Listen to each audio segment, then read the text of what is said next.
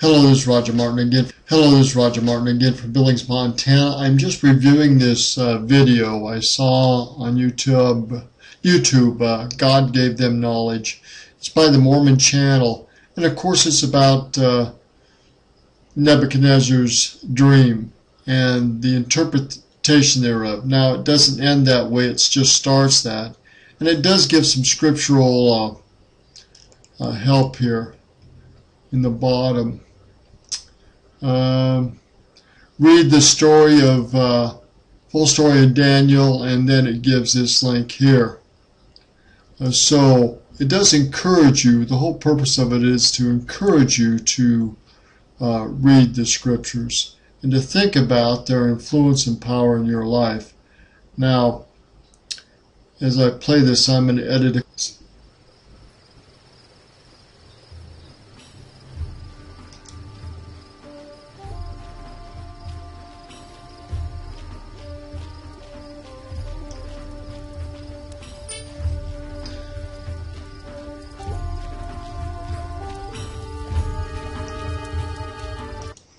So it's a great kingdom that they live in.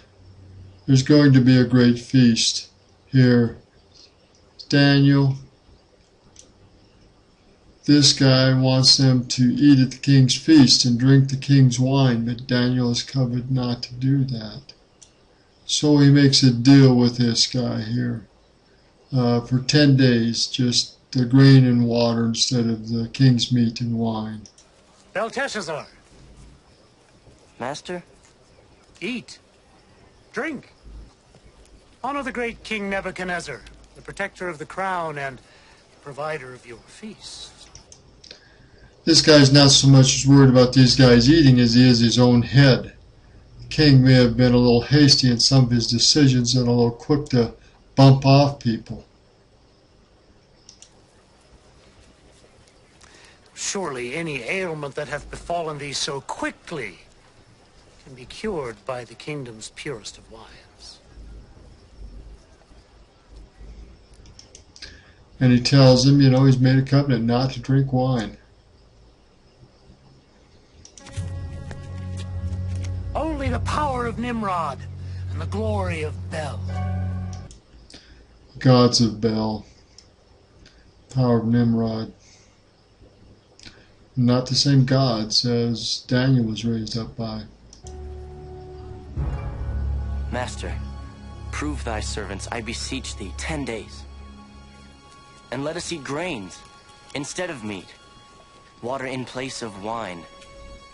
Let our countenances be looked upon, and the countenance of the children who eat the portion of the king's meat.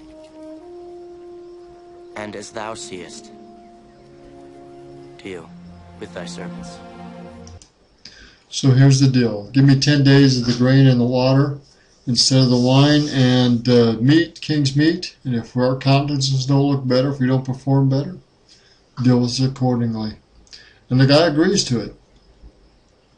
Here again, the wisdom and inspiration of God is greater than the foolishness of men.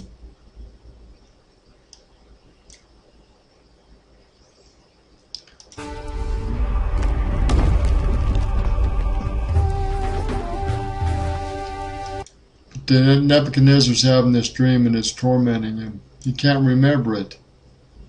And brings all these servants in after these tormenting dreams. And the images of the face and the chest and the feet and the stone, breaking them apart. Brings his wise men in, they can't even interpret it and they won't even take the challenge. And he's going to kill them.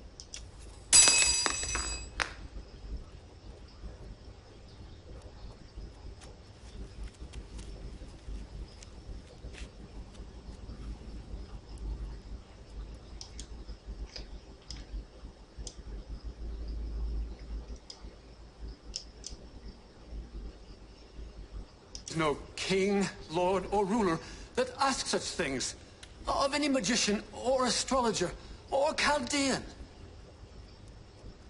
It is a rare thing the king requires, for there is none other that can show the king his dream except the gods. King kicks him back. And the king wants to know his dream. And the astrologers and magicians, they want to know the dream, and they'll give the interpretation. But no, the king says, you tell me the dream and the interpretation thereof.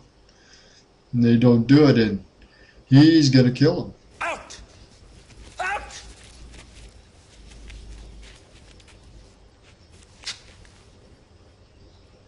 Kill them.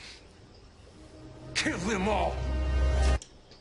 So there's the command to get rid of them, to kill them all.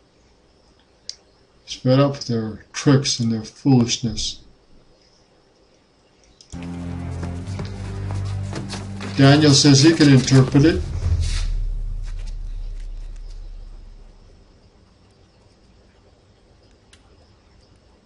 Speak.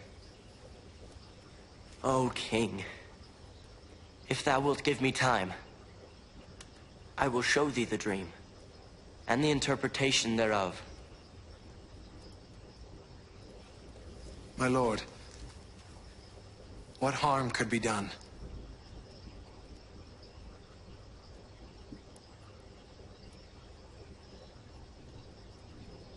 One day. One day. Get your stuff together. One day, bud. If not, you're dead.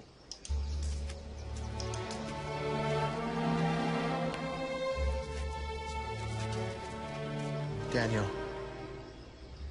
May the gods, your God, be with you.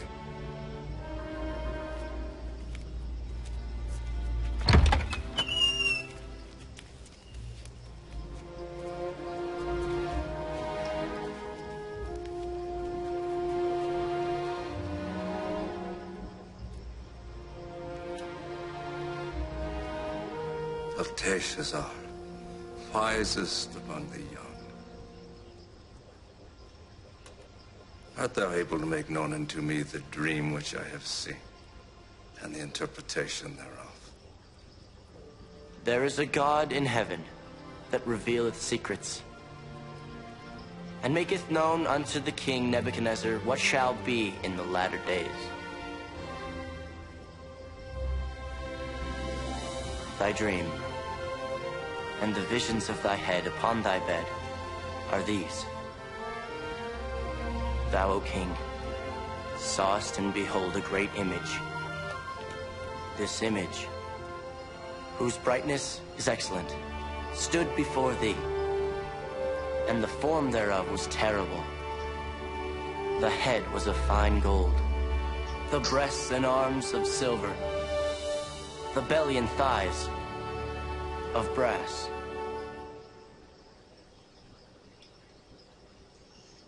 So there you are. Read the rest of the chapter and the dream. He tells the interpretation thereof. The great thing is this is being fulfilled in our time, in our day. We are the fulfillment of that dream. God has again restored his church to the earth.